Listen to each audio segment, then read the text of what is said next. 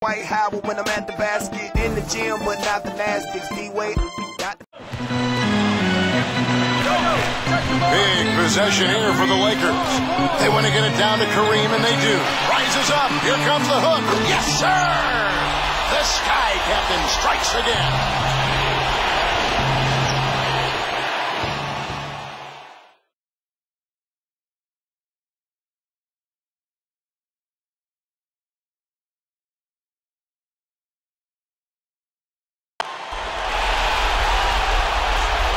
Good evening and welcome, everyone, as we take a look back at a classic matchup here on 2K Sports.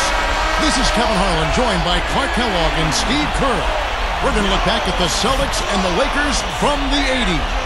So many stars out on display here, Kev. Kareem and Magic go toe-to-toe with Bird, McHale, and Parrott. You know it's going to be a close game that will most likely come down to a few big plays. And these sides saw plenty of each other during the 80s, going against each other 3 times in the NBA Finals during that decade. Every time they met, it had Finals implications. Kareem and the Lakers against Bird and the Celtics. What more could you ask for as we get underway? Look at the lineup now. The Sky Captain Kareem Abdul-Jabbar is in the middle. Magic Johnson and Byron Scott of the Laker backcourt. Providing the scoring up front, James Worthy and Green. For the Celtics, they'll have Robert Parrish at the center. Danny Ainge is joined by Dennis Johnson in the back. They are your point and shooting guards. Then that dynamic forward tandem of Larry Bird and Kevin McHale. Fill out the rest at the 3 and the 4. When you talk about all the great scorers in the history of the NBA, Jordan, Chamberlain, Kareem Abdul-Jabbar is above all of them in career points. Ainge kicks to Bird. Back to Ainge. Defended by Scott. Clock at 6. Parrish with the screen on Green. And here's Bird from the arc. The Lakers with the rebound. You bring up Kareem's scoring record. It's part of his skill and his durability to get to that top mark. No, make no mistake. I mean, he could light up the scoreboard better than anybody in NBA history. That sky hook was absolutely unstoppable. Here's Ainge. Second chance shot. And no mistakes on the layup. And one of the things that made Bird so difficult to cover was the combination of his height and the angle of his shot. He released the ball kind of out and over his head, so very difficult to challenge him. You know, you're all over it there, Steve. I mean, a big part of why he was such a great shooter was his size and that unique release angle you talked about. It was really hard for smaller players to bother or distract his shot. That's just a sloppy pass, a lack of focus there. Johnson can't get it to go. 2 for 1 opportunity here if they want it. That's what I'd do. Make sure you get a couple of shots here to close this quarter. And you look at this Celtics team, interesting. Kevin McHale and Danny Ainge, both from this Celtics team, went on to be general managers for the Wolves and Celtics, respectively. Yeah, you know what? There was a little suspicion when McHale sent KG over to the Celtics. People were wondering if the old teammates really still wore Celtic green underneath, but I think McHale is too competitive to let that happen. Here's Bird after Magic Johnson's bucket. McHale right side. Feeds to Johnson.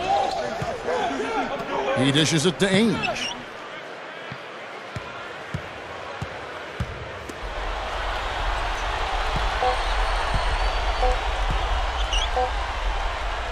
Another shot.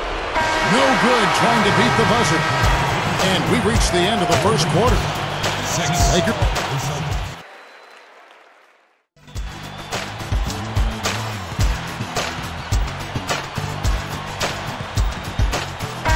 And now the second quarter just getting set to start.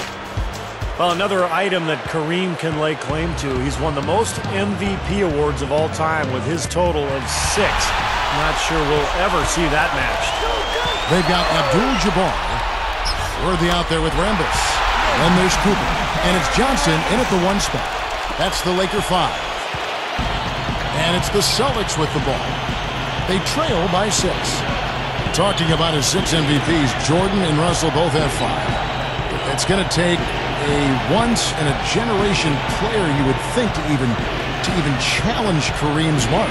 I don't know if anybody will get there. I mean, he was so dominant, and that 6 MVP mark of Kareem's, I think it's safe for our lifetimes, Kevin. I'd be surprised if anybody gets any more than that. Kareem was my first basketball idol, and what's amazing to me about him is the way he played, and as long as he played. I mean, this guy played 2 decades and still averaged between 30 and 40 minutes a game for most of that time. So he gets them both. Well, you bring up Kareem's durability. The fewest games he ever played in a year was 62. Most times he topped 80. Yeah, and to play 80 games day in, day out, logging 40 minutes, dragging Lanier and Walton up and down the floor, that really is his legacy. Abdul-Jabbar with the bucket. Now Kareem converting his 2nd basket in a row here. Johnson against Johnson.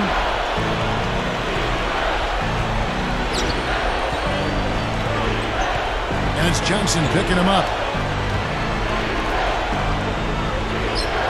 Bird outside.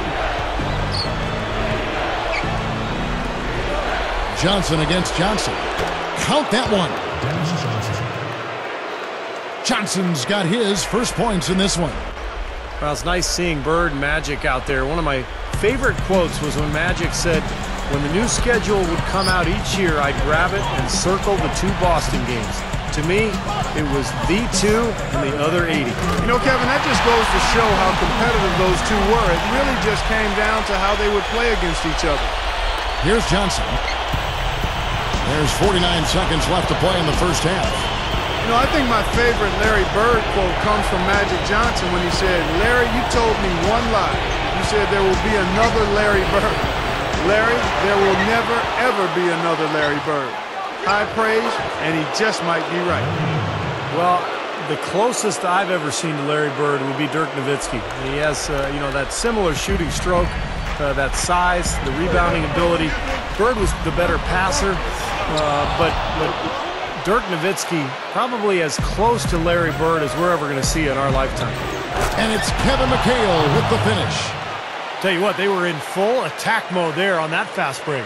I agree with you, Steve. I mean, they got right after it. Lakers leading by 3.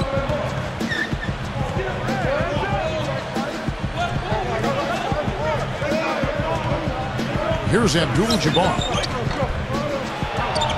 Rebounded by the Celtics. Bird's got 4 rebounds in this game. Here comes Dennis Johnson. They trail by 3.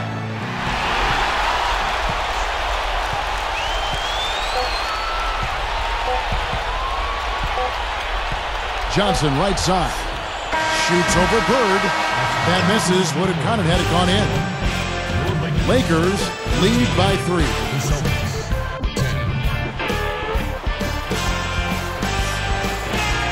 We have a close ball game on our hands as we get set for the second half of basketball.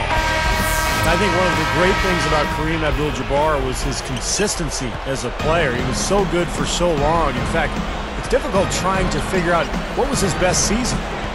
On the court for the Celtics, Ainge is out there with Johnson. Then it's Bird, then it's Parrish, and it's McHale in at the 4 slot. Here's Johnson.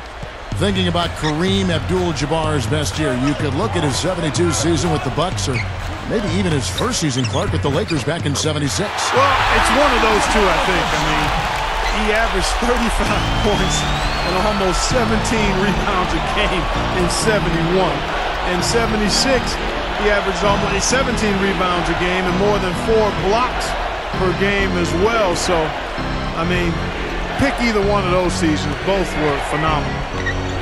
Here's Bird after Kareem Abdul-Jabbar scored. Good luck. And it's Boston with another. Boy, both teams showing a lot of hustle, Clark. Steve, especially since halftime. I mean, they're flying around out there, giving up a lot of energy and putting together a pretty good show. Johnson against Johnson. Magic knocks it down. He shot 52% from the field in his years with the Lakers. Well, Kareem Abdul-Jabbar, one of the great players of all time and one of the great champions. 6 championships in all for the big center.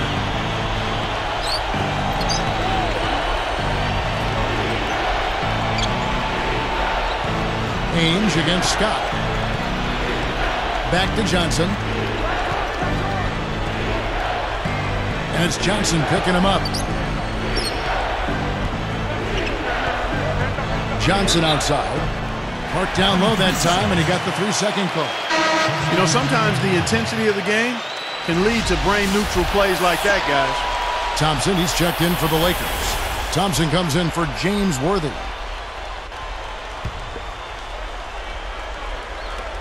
.41 seconds left in the third.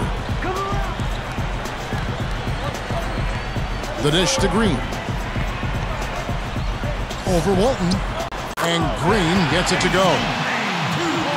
Green's got his second bucket. Steve, you're talking about Kareem's rings. He showed he could get them being the guy, as well as, working off another star. Well, he got his first one in '71, Kevin, and his last in '88 in terms of championship rings. A lot of players played their whole careers in that time span, and Kareem was effective throughout that 18-year period. And it's the Celtics with the ball after the basket by the Lakers. Here's Johnson. Looks like they're going to hold on to the ball and go for the last shot of the quarter. Well, clearly this is the time to do it.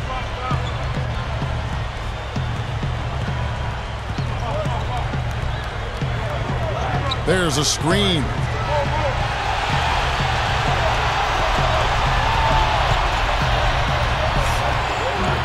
Off the mark.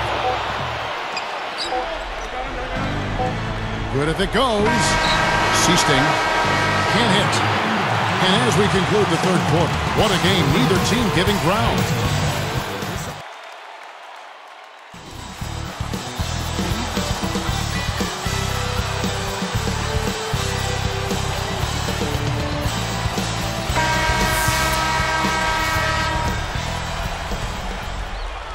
Here's Scott. Abdul-Jabbar is out there at Burkowski. And there's Byron Scott. Then there's Cooper. And it's Worthy in at the 3 slot. That's the Laker 5. From mid-range, Kareem's still able to get the skyhook to go. Kareem's done most of his scoring on jump shots throughout this game.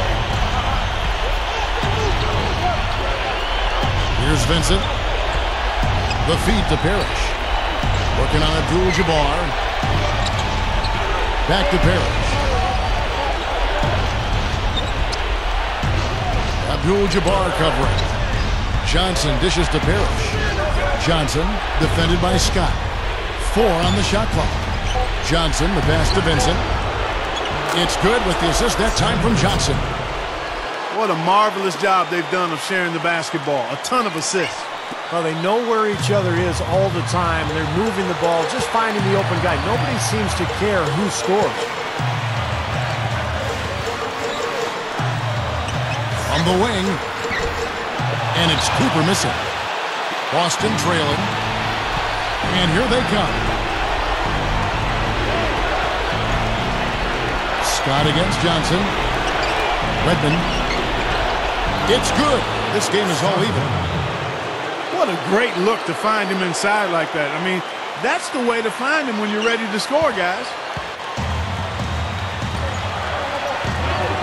Parrish against